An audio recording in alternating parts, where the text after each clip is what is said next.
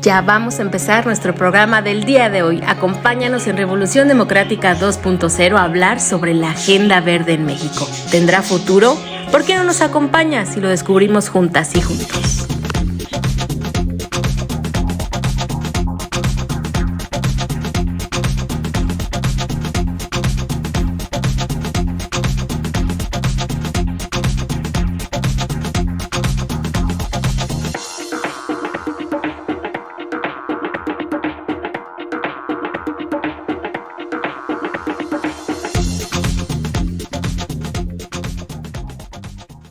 Bienvenidas y bienvenidos a Revolución Democrática 2.0. No saben el gusto enorme que me da de estar aquí con ustedes en una transmisión más. El día de hoy vamos a estar hablando de un tema tan importante como todos los anteriores, la Agenda Verde. ¿Tiene o no tiene futuro?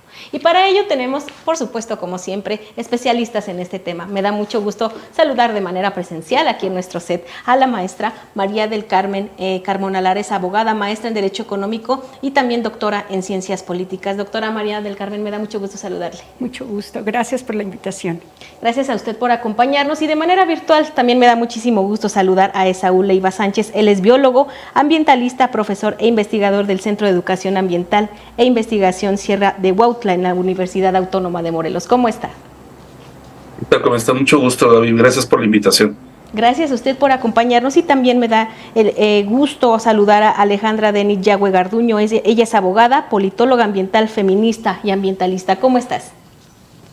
Muy bien, Gaby. Muchísimas gracias por la invitación y pues a darle.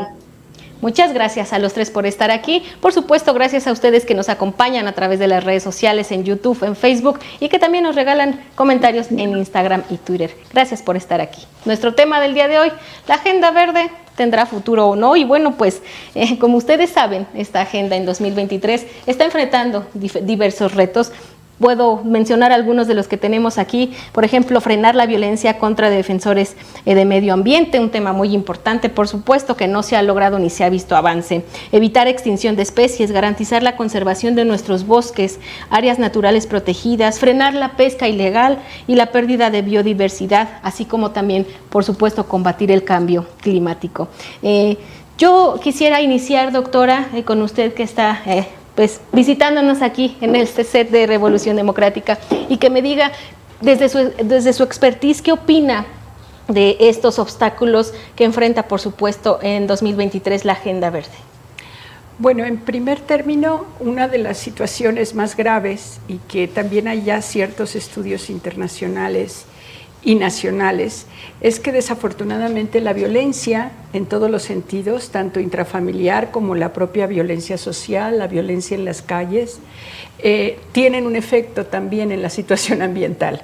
Digamos de que los efectos ambientales desde el punto de vista ecosistémico no son sino el reflejo de una mala forma de entender a la naturaleza, de aprovecharla y de saber cuáles son los límites que se tienen que dar con ella.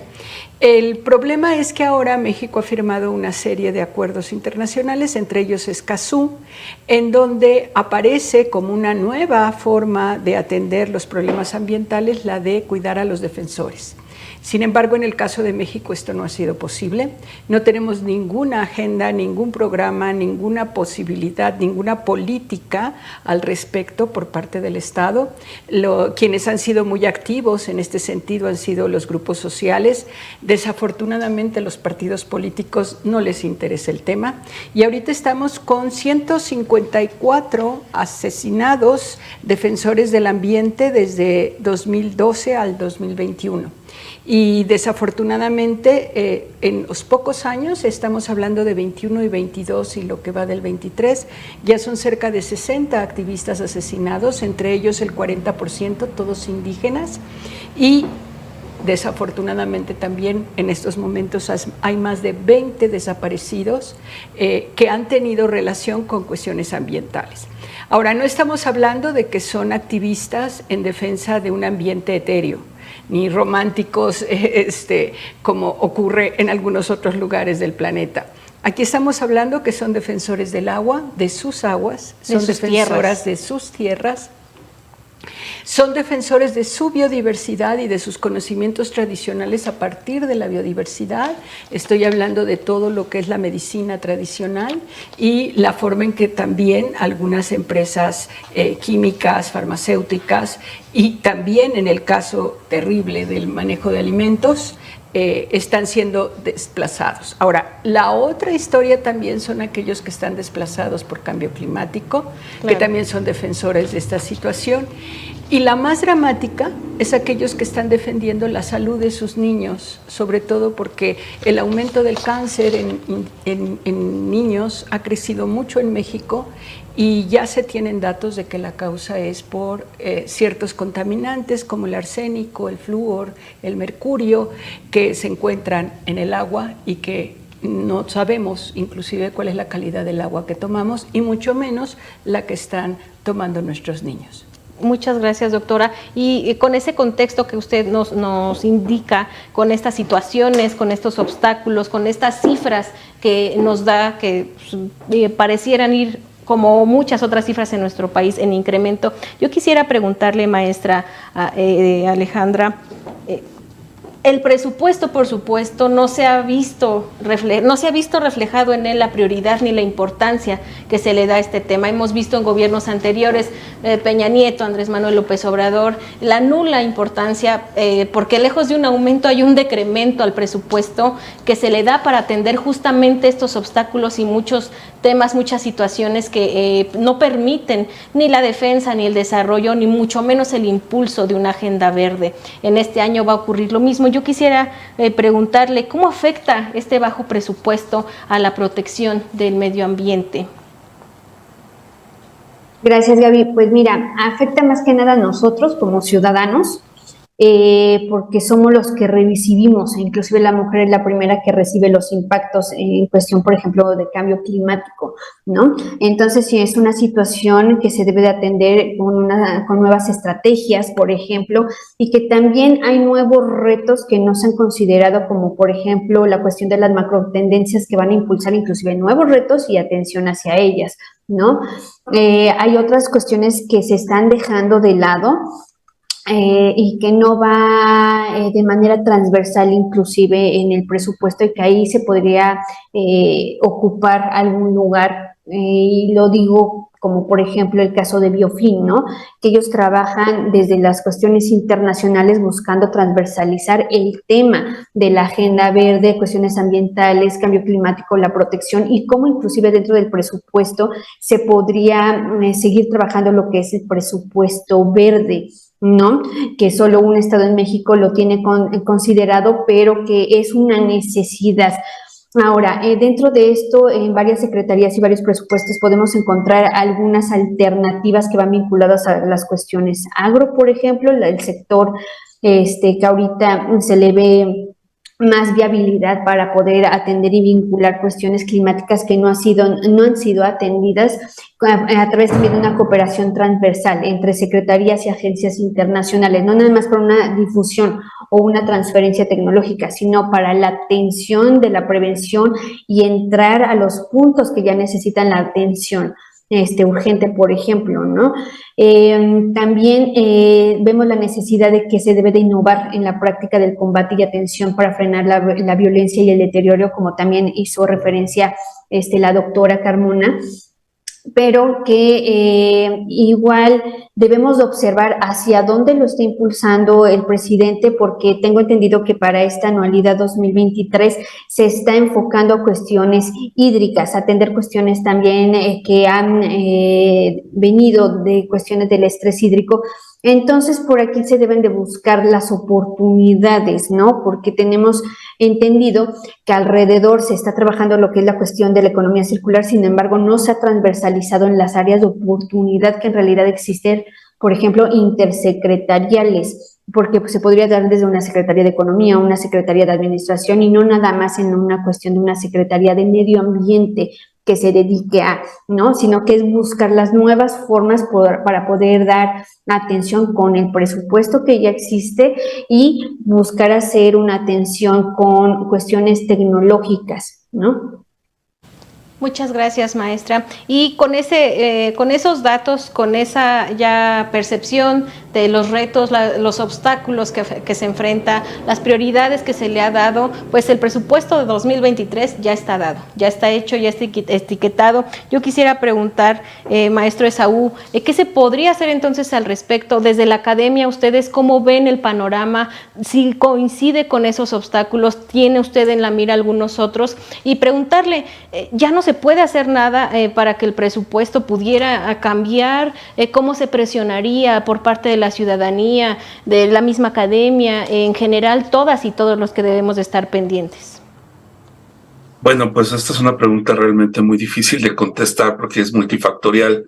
Hay un montón de intereses ya creados que están, de hecho, se desbarataron muchos fideicomisos para precisamente alocarlos a proyectos emblema de la actual administración y que muchos de ellos incluso pues están contra el medio ambiente, ¿no? El famoso tramo 5 del Tren Maya, donde Fonatur la semana pasada, o esta semana, si no mal recuerdo, reconoce haber talado más de 2 millones de árboles en la selva, ¿no? La otra cosa que yo creo es, no solamente tiene que ver con los presupuestos, sino también tiene que ver con las voluntades y las personas involucradas en la toma de decisiones. Generalmente a la academia, a las personas que trabajan cuestiones ambientales, no se les toma en cuenta. En puestos claves están personas que no tienen nada que ver con el medio ambiente, que nunca han trabajado con medio ambiente, que no tienen Cuando pusieron ahora al doctor Víctor Toledo, que es uno de los académicos más reconocidos, pues varios de nosotros tuvimos la esperanza de que esto iba a cambiar. Sin embargo, pues no duró tanto tiempo, no fue de las que rápidamente salieron del gabinete y precisamente por entrar en controversia con intereses creados, ¿no? Con intereses como Monsanto y con otros intereses de la construcción, porque sabemos perfectamente, cualquier académico en cualquier foro le va a decir que obviamente obras como la de el Tren Maya, pues atentan contra la biodiversidad. Y entonces, en ese sentido, lo que nosotros tenemos que hacer es volver a tomar en cuenta a los académicos, a la academia, personajes como Arturo Gómez Pompa, José Sarucán, Silvia del Amo, la misma Julia Carabias, ¿no? Que en su momento fue decisiva para que se creara la Comisión Nacional de Áreas Naturales Protegidas y fue uno de los mejores años, de los mejores periodos para la conservación de la biodiversidad. Se crearon varias reservas, se dieron muchas facilidades. Entonces, no solamente es de presupuesto, sino también de poner a las personas en los lugares adecuados, las personas adecuadas en el lugar adecuado.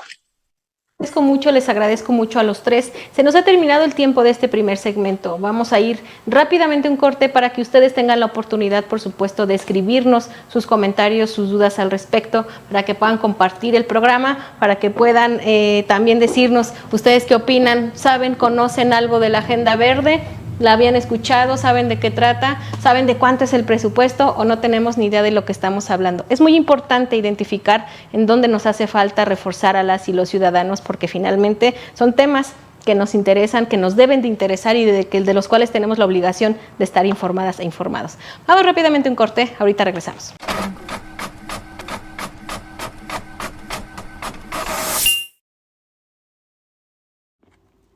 ¿Sabías que la contaminación del aire mata a 7 millones de personas en todo el mundo cada año? Esto es porque 9 de cada 10 personas respiran un aire que contiene altos niveles de partículas o gases contaminantes.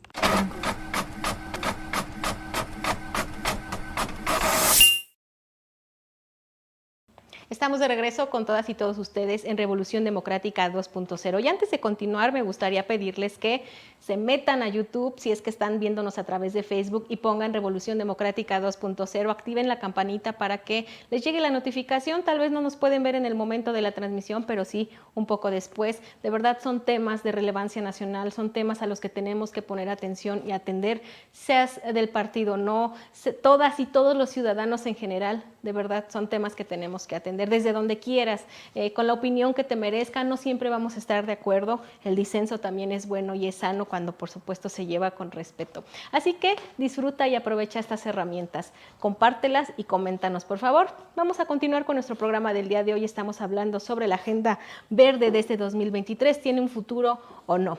Y para ello vamos a continuar. Quisiera preguntarte, maestra Alejandra, en el segmento anterior nos hablabas un poco de las complicaciones que también como mujeres sufrimos estos impactos ambientales. Yo quisiera preguntarte cómo enfrentamos los obstáculos para poder ejercer como mujeres en nuestro derecho a un medio ambiente sano, porque evidentemente en varias ocasiones somos el mayor número de víctimas ante los cambios climáticos, ante muchas situaciones ambientales.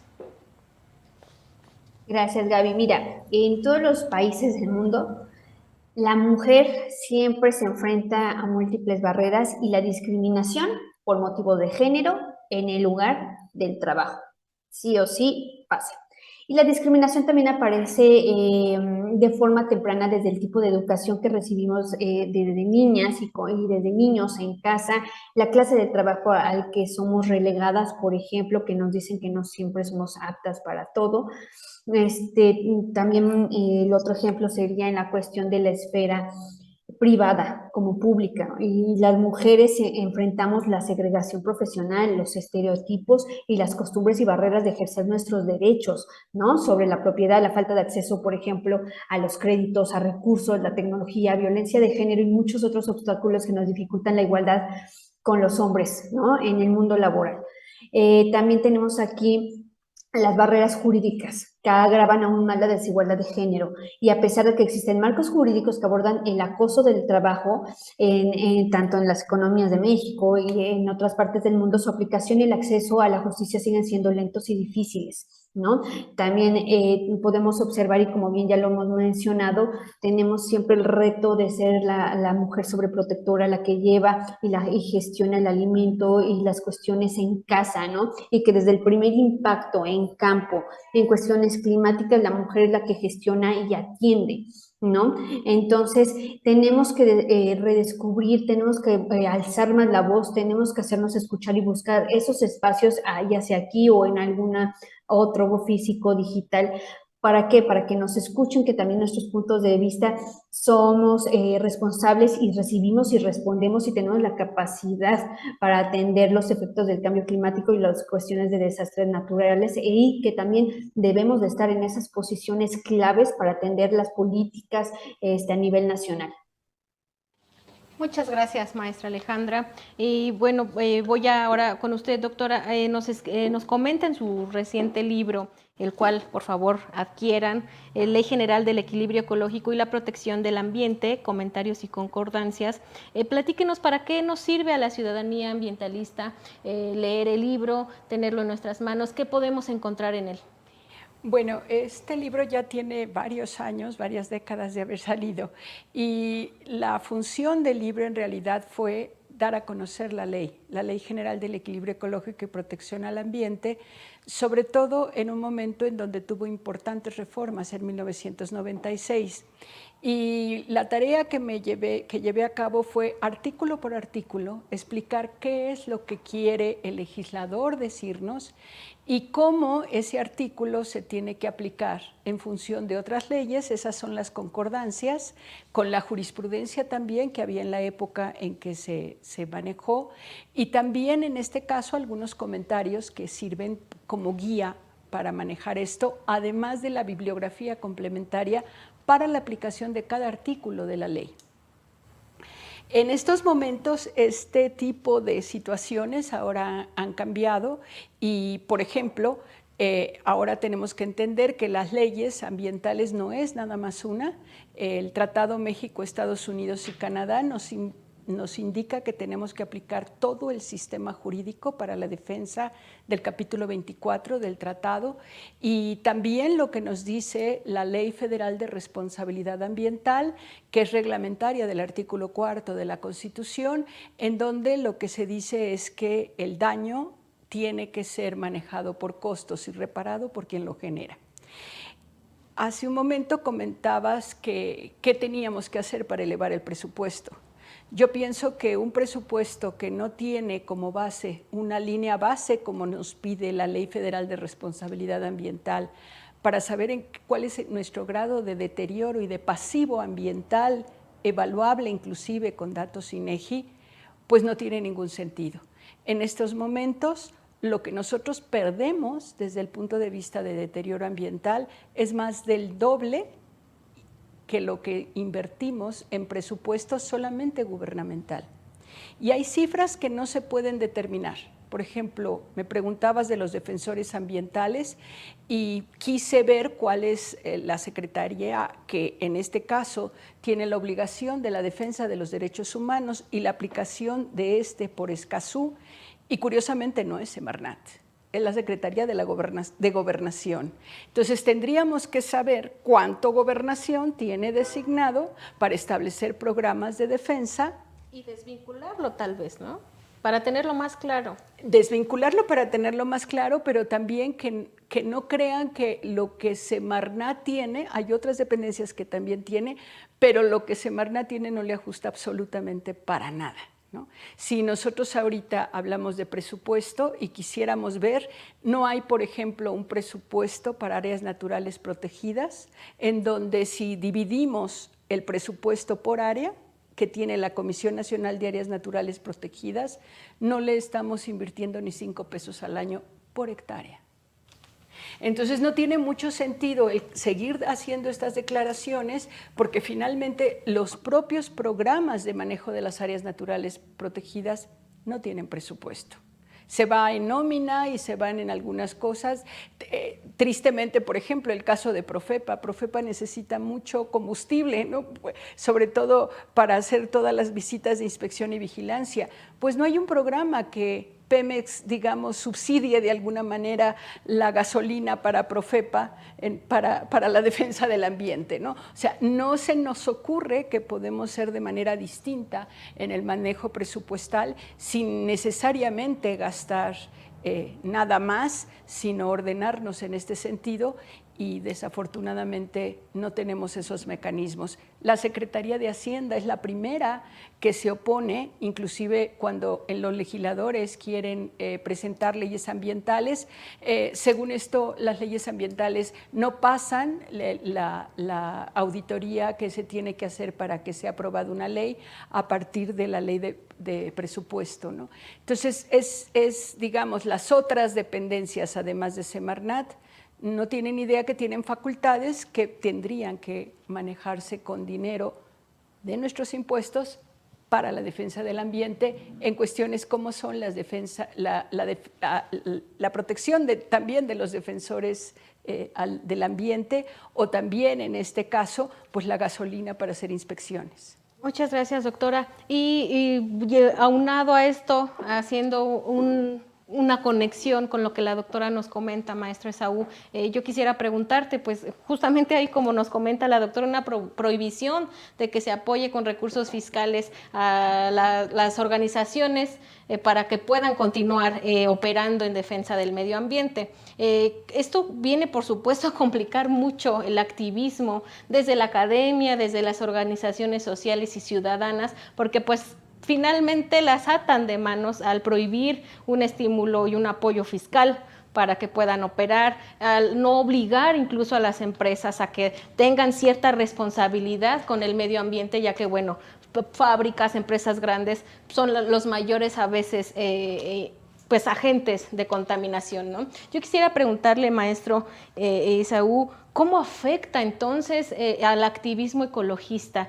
Integrado por academia, ciudadanos, está a nada de desaparecer, de plano ya el desencanto, la desilusión, la falta de apoyo e incluso el desprestigio, porque hay grupos de ciudadanos que defienden el medio ambiente, pero desde los gobiernos de pronto se les tacha de ser hasta de uno u otro partido, de tener otro fin que no es meramente la defensa del medio ambiente. Le agregamos desprestigio, falta de apoyo y de recurso.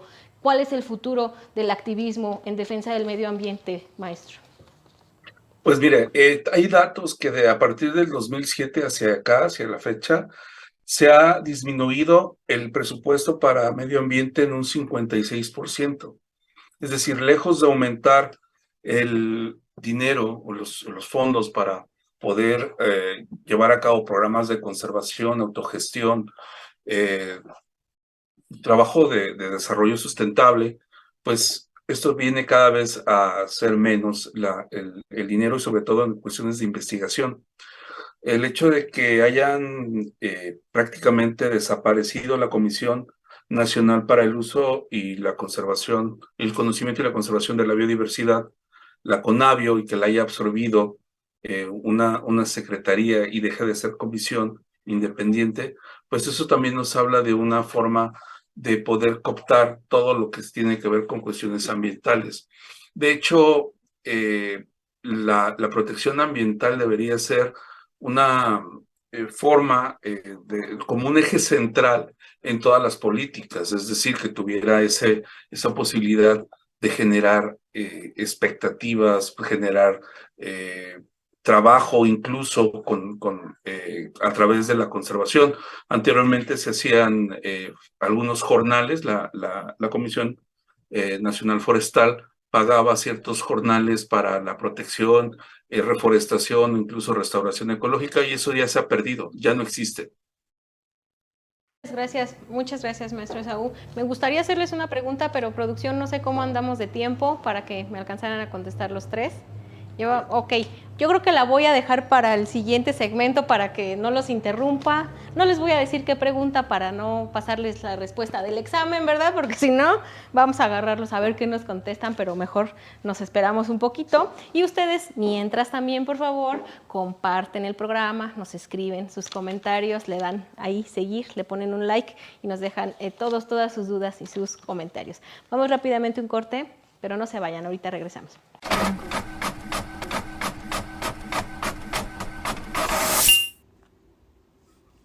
¿Sabías que el 31% de los brotes de enfermedades infecciosas emergentes están vinculados a la deforestación?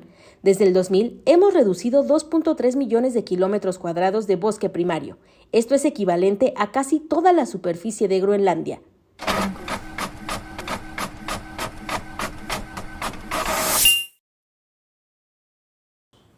Pues seguimos con ustedes en este tercer y último segmento de tu programa Revolución Democrática 2.0. Estamos aquí en el set de Revolución, que yo voy a invitarlos a todas y todos ustedes a que un día se vengan para acá, para que puedan ser parte de este programa que además es para todas y todos ustedes. Y bueno, pues el programa se nos ha terminado. Vamos a este último segmento, porque es para mí el más bueno, donde se ponen las cosas mejor, porque hay que resumir, hay que hacer las preguntas difíciles, que yo sé que a veces, pues, no tienen respuesta.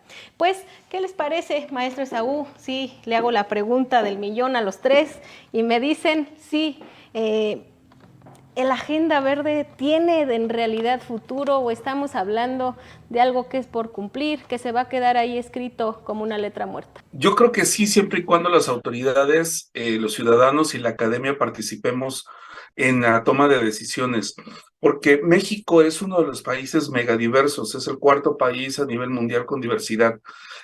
Somos de los primeros países a nivel mundial con diversidad no solamente biológica, sino cultural. 62 etnias aproximadamente hay en nuestro país. Es decir, tenemos esta conjunción entre la biodiversidad y la cultura. Tenemos muchas cosas, tenemos casi prácticamente todos los climas del planeta y casi todos los ecosistemas del planeta aquí confluyen en México. De hecho, Humboldt decía que México era un microcosmos del planeta. O sea, tenemos con qué hacerlo, simplemente tenemos que tomar las decisiones correctas. Nosotros desde la academia no estamos en contra del futuro, siempre y cuando este sea de manera consensuada y con una mentalidad conservacionista. Podemos hacer y llevar a la par. Afortunadamente existen mecanismos que nos van a obligar a hacerlo, es decir, estaba leyendo los términos del Tratado de Comercio de América del Norte y hay cláusulas muy específicas que se tienen que cumplir para poder generar esta agenda verde y seguir esta agenda verde, porque somos parte. En algún momento fuimos pioneros en conservación en la Cumbre de Río, cuando se crea la CONABIO y se lleva, México es de los primeros países en generar este tipo de cambios, y uno pensaría que que no somos o que no éramos así en algún momento. Sin embargo, esto se ha ido deteriorando. Sin embargo, por el otro lado, creo que sí tenemos mucha esperanza nosotros como académicos de que lo vamos a lograr. Muchas gracias, maestro Esaú. Maestra Alejandra, le haría la misma pregunta, pese a lo que ya hemos conversado en los segmentos anteriores, la falta de prioridad de presupuesto, la reducción del mismo, y pues finalmente el gobierno tendrá que ser garante, el gobierno en turno, el gobierno que sea, del color que sea, siempre tiene la obligación de ser garante de que todos y todas podamos vivir en un medio ambiente sano. Y ante este contexto le pregunto, ¿la agenda verde tiene futuro o se va a quedar ahí y vamos a ir pues de mal en peor? Mira, Gaby, yo creo que la agenda verde, además de que necesita voluntad para que saquen algunos temas adelante, que es complejo, también necesita de nosotros como ciudadanos y como académicos. Y ¿tiene futuro? Sí. ¿Por qué? Porque la sustentabilidad y la digitalización son ahorita las principales macro tendencias que impulsarán el futuro de los negocios en la industria mexicana.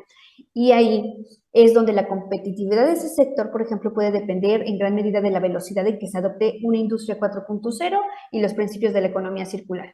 Uso de la inteligencia artificial de manera más ética en el sector ambiental, en el sector público, en el sector académico, entre muchos otros que ya la usan, sin omitir que desde la planificación del presupuesto partidista inclusive y la suficiencia con la que cuenta el INE, tiene que reglamentar, ¿no? Pensar que también los partidos políticos hoy en día tienen que ser verdes, pero en sentido de que sean amigables con los materiales que usan en cuestión ambiental y cuando hagan la difusión en campaña, por ejemplo, ¿no? Con nuevos materiales amigables con el medio ambiente, biocompostables, por ejemplo, y el bien reusar los materiales dando una segunda vida con la economía circular y que si no saben qué hacer con ellos, destinar a donde se podría usar. No existe esa planificación, ¿no? O el uso de tecnologías a través de protección civil para desastres naturales para poder llegar en algún momento con ese mínimo tecnológico para realizar la observación y decidir priorizar en el uso del recurso y las diligencias necesarias, ¿no? Se comentaba el caso, por ejemplo, de la Profepa. Y desde lo empresarial, pues, considerar y ampliar el tema del compliance ambiental empresarial que sea un poco más activo, porque también vemos la necesidad que desde el derecho ambiental necesita pasar de lo clásico a lo nuevo, a la innovación, el nuevo pensamiento, ¿no? Desde su enseñanza y la práctica. ¿Para qué? Para buscar buscar desde ahí atender las nuevas necesidades, revisar los puntos claves de las legislaciones, de los reglamentos para alinear en la planificación y poder revisar en dónde tenemos oportunidad de renegociar, por ejemplo, el presupuesto que ya está destinado para los proyectos, porque hay que recordar que hay una etapa del presupuesto en el que si no se está usando cierto recurso se vuelve a redestinar. Entonces, ahí ver la oportunidad que se tiene ante la crisis y realizar los cambios y que no todo está perdido. Gracias, maestra. Doctora, pues también la pregunta yo sé a veces complicada porque pues quisiéramos tener una bolita de cristal y decir sí tiene futuro, no tiene, mejor hay que hacer algo urgentemente, pero definitivamente el contexto social, el contexto ambiental, el contexto económico, no solo en nuestro país sino mundial, nos permite tal vez tener pues alguna predicción o no, ¿va a tener futuro?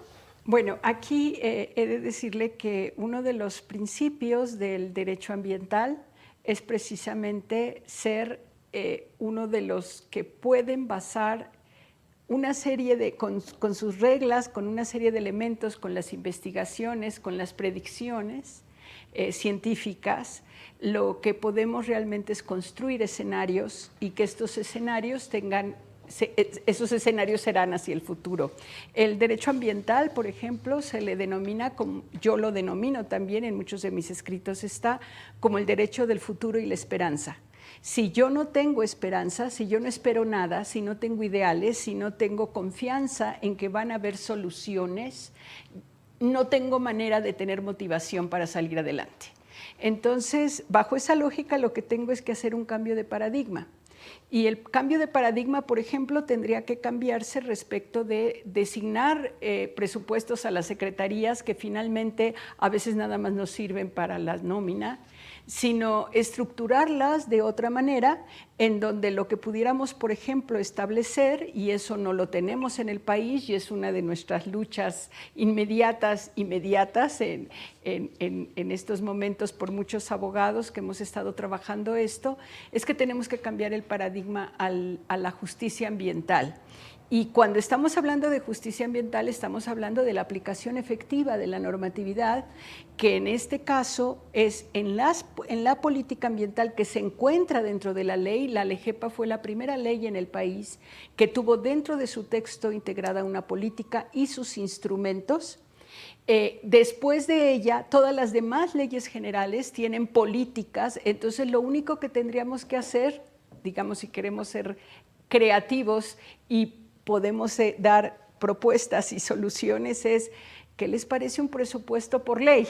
En el sentido de que si tengo que aplicar la ley del equilibrio ecológico y la protección al ambiente, no se lo doy a una secretaría cuyas funciones no tienen nada que ver con los instrumentos que me dice la ley que tengo que aplicar.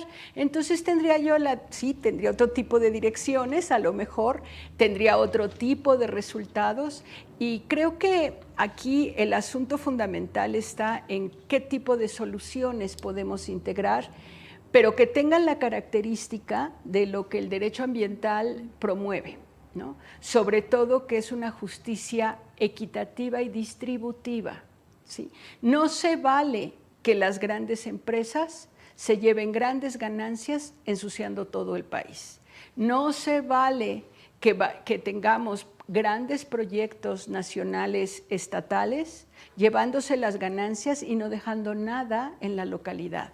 Entonces, algo malo estamos haciendo, que en lugar de hacer las cosas para solucionar, estamos haciendo para problematizar. Y luego, para colmo, nos violentamos por eso. Entonces creo que sí tenemos que hacer una introspección de decir cuál sería el cambio de paradigma y, sobre todo, si los instrumentos de política ambiental tendrían que democratizarse.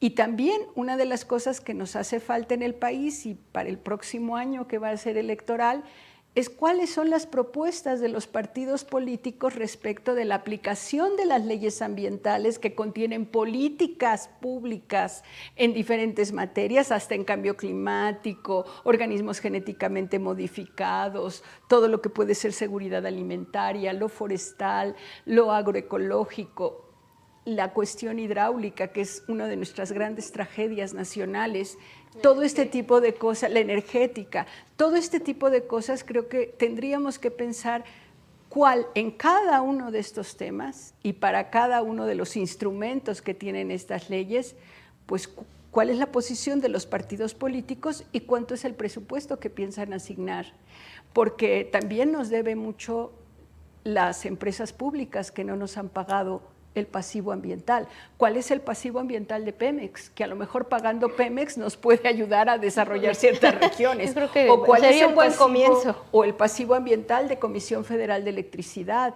o empezar a establecer el pasivo ambiental de la industria minera y de la industria carbonera, porque tenemos carbón en muchas, inclusive carbón vegetal en muchas zonas, en donde son exportados a los Estados Unidos directamente. Entonces dice uno, a ver, este pasivo ambiental lo podemos capitalizar, sobre todo en programas de restauración y remediación. Creo que ese es nuestro futuro. Nuestro futuro es hacer cuentas, ser transparentes, que nos rindan cuentas y que tengamos instituciones, tribunales ambientales, árbitros ambientales, como le quieran llamar, procuradores ambientales, que también sirvan como eso, como mediadores para la solución del conflicto ambiental, porque tampoco tenemos una instancia para ello. Que sean vigilantes justo de que las propuestas y las políticas públicas sí se lleven a cabo, que las reformas, las leyes que se puedan promulgar sean vinculantes, porque de pronto nos encontramos con lagunas legales que sí dice aquí, pero no dice, sí dice el pecado, pero no dice el castigo, ¿no? Y entonces pues nomás quedan como pecadores, pero no hay una sanción, no hay quien le dé el seguimiento. Que inclusive en la sanción es muy curioso porque en el derecho ambiental lo último que se piensa es en un derecho sancionador. Lo que tenemos que pensar es que el derecho se tiene que convertir como un instrumento de conciliación, restauración, remediación, reparación de daño y distribución de las ganancias al momento en que se están dando esos beneficios de la recuperación del deterioro. Es otro derecho y yo tengo mucha esperanza en el futuro de ese derecho, que sé que serán los jóvenes los que tendrán que hacerlo, y que bueno, tampoco me preocupa mucho decir en México no estamos bien. Así se están cobrando ahora las facturas en otros países del mundo, y creo que a la hora de que nos pasen la factura ambiental y nosotros se la pasemos a quienes han generado el daño, pues ahí es en donde va a cambiar también nuestro esquema de justicia. Así es, doctora. Bueno, pues siguiendo también a la doctora en la manera ya de propuestas, de bueno, ¿qué hacemos? También me gustaría, por supuesto, escuchar, por ejemplo, maestro Saúl, desde la academia, cuáles son las propuestas que se tienen. A mí, yo leía el otro día en redes sociales, ¿no? Algo que se asemeja a lo que decía la doctora, pues casi como la tenencia, que si tienes carro y contaminas, pues hay que pagar, pues las empresas contaminas, ensucias, pues tienes que pagar, implementar una cuestión así, estás dañando el planeta, reparas, lo pagas y punto, de manera que sea. Pero ¿cuáles son las propuestas que usted visualiza que podrían ser viables? Bueno, son tres, yo creo que son tres ejes básicos. Uno es precisamente la alocación de recursos a proyectos ambientales, la conservación de la biodiversidad, para el uso del conocimiento de la biodiversidad, que ha sido muy abandonado. Exactamente estos impuestos verdes creo que podría ser una buena forma de poder hacer llegar recursos a estos programas, programas de secuestro de carbono, etcétera. Todos estos que han venido haciendo. Difiero mucho de los programas de Sembrando Vida, por ejemplo, donde hemos visto una gran corrupción y además donde a veces se tala un sitio que está forestado, que se está conservado, para poder acceder al recurso, ¿no? Y entonces también eso es parte de la corrupción, donde participan incluso campesinos, ¿no? Que al no tener otra fuente de ingresos talan un área, meten su programa al programa y les dan el subsidio. También yo creo que la otra es entender dentro de los partidos políticos, de los tomadores de decisiones, que la ciencia no es democrática. Y ahí tenemos muchos conflictos, porque a veces se piensa que la solución la debemos dar todos y a veces la ciencia te está diciendo, no, la solución no es la que están pensando todos, la solución es esta, aunque no sea democrática y no sea popular. Yo creo que también tenemos que tener esa madurez para entender de hacerle caso a los que realmente saben, porque pues todos podemos opinar, sí, pero no todos tenemos la razón para tomar decisiones. Y a veces se han tomado decisiones con buenas intenciones, pero con muy malos resultados. Sí, y entender, creo que dio un punto muy importante, la ciencia es exacta, no podemos ahí politizar, no podemos decir es que mi propuesta es la mejor cuando el resultado científico ahí está, ¿no? Los niveles de contaminación pues ahí están, o sea, no es como que pues, por una idea u otra va a cambiar. La introducción de especies exóticas, por Exacto. ejemplo, ¿no? Claro, por supuesto. Muchas gracias, maestro. Maestra Alejandra, también me gustaría escuchar qué nos toca hacer al respecto a la ciudadanía, porque también tenemos una obligación muy grande, no solo la parte académica, la ciudadana también. Ya nos comentaba, los partidos políticos tienen que hacer su parte, y la doctora bien lo comenta, ser claros en las propuestas, que sean viables, que sean razonables. Yo le agregaría que sean científicas incluso, y que no sean, pues, para a veces hacer programas que parecieran clientelares, ¿no? Como justo también yo, en Sembrando Vida, a mí no me parece que sea realmente un programa que apoye, sino que permite incluso la corrupción. Entonces, ¿cuál es la deuda que tenemos las ciudadanas, los ciudadanos, los partidos políticos? ¿Qué hacemos, maestra? Híjole, mira, el tema ambiental también va relacionado con otros, ¿no? Entonces tenemos mucha deuda, perdón, por ejemplo, en romper con el nivel de desempleo que va vinculado con la pobreza y que también tiene que ver con cuestiones ambientales, superar el poco uso de Internet en algunos lugares, combatir la alta inseguridad que impera en nuestro país, además de establecer algunas metas que no se han cumplido de la Agenda 2030 para generar también el combate y aminorar la alta desigualdad, de incrementar, por ejemplo, las cuestiones de investigación, pero que esta investigación se pueda llevar a la práctica, que estas investigaciones lleguen al sector público, puedan ser vinculantes y puedan tener aplicabilidad, ¿no? Pero para ello también necesitamos recursos o algún tipo de tecnología, acrecentar el bajo uso de las energías renovables y que las personas también tengan conciencia, que tengan el acercamiento a la información de las cuestiones ambientales importantes, que a veces pues, puede ser muy poco atendido, pero que hay soluciones desde casa, desde el campo, desde cuestiones que ya se vienen trabajando de manera milenaria y que además también hace falta detonar una línea que viene trabajando el presidente de la República, que es la economía social y solidaria, que ahí también se encuentra una oportunidad que no ha sido atendida y que no se le ha inyectado del todo la cuestión económica para detonar y poder tener esa aplicabilidad en las zonas costeras. Muchas gracias, maestra. Se me ha terminado el tiempo del programa. Sé que quedan bastantes temas pendientes porque de pronto también si le entramos a la parte energética, que es a lo mejor algo desde donde la ciudadanía podemos también aportar, como lo dice la maestra Alejandra, desde nuestras casas, invertir, no sé, la captación fluvial, muchas cuestiones que las y los ciudadanos podemos hacer para exigir también que se implementen muchas acciones y políticas públicas. Nos dan para muchos temas, pero se nos ha terminado el tiempo de este programa. No me queda más que agradecerles y que me regalen un comentario final antes de irnos, doctora, por favor. Bueno, con eso de que sí hay futuro, claro, siempre y cuando, como decían las abuelitas, las reglas claras del chocolate caliente. Y aquí el chocolate sería el presupuesto, o sea, saber que existe un presupuesto, abrir y democratizar el presupuesto, sobre todo para las cuestiones de la toma de decisiones y para saber qué proyectos, por ejemplo, el caso de Sembrando Vida, pues es un programa autoritario, ¿no? Surge de una oficina, y creo que tendríamos que discutir si ese tipo de programas con ese tipo de presupuesto, que es uno de los más grandes, pues es el mejor para las cuestiones ambientales y sobre todo para la sociedad, ¿no? Hay que recordar que el derecho ambiental y el derecho humano al medio ambiente es porque somos humanos. Entonces también hay que hacer ese vínculo entre la naturaleza y el ser humano para que seamos más equitativos entre nosotros y también con el medio ambiente que nos dé el sostén. Muchas gracias, doctora. Maestro Esaú, un comentario final, por favor. Sí, gracias y muchas gracias por la invitación. Espero no sea la última.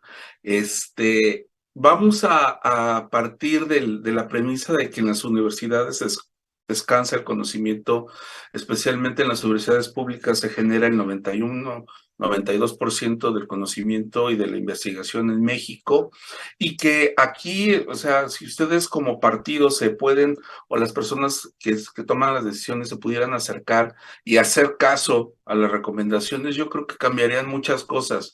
Efectivamente, los presupuestos son indispensables, pero a veces solamente es cuestión de voluntad política el lograr ciertas acciones, ciertos cambios que pudiéramos generar. Es decir, había un programa de reforestación, se cambió ahora por el Sembrando Vida. Pues pregúntenle a los que saben qué plantas pudieran sembrar, qué plantas pudieran ser las adecuadas para no entrar en conflicto y no generar problemas, y a veces más problemas que beneficios.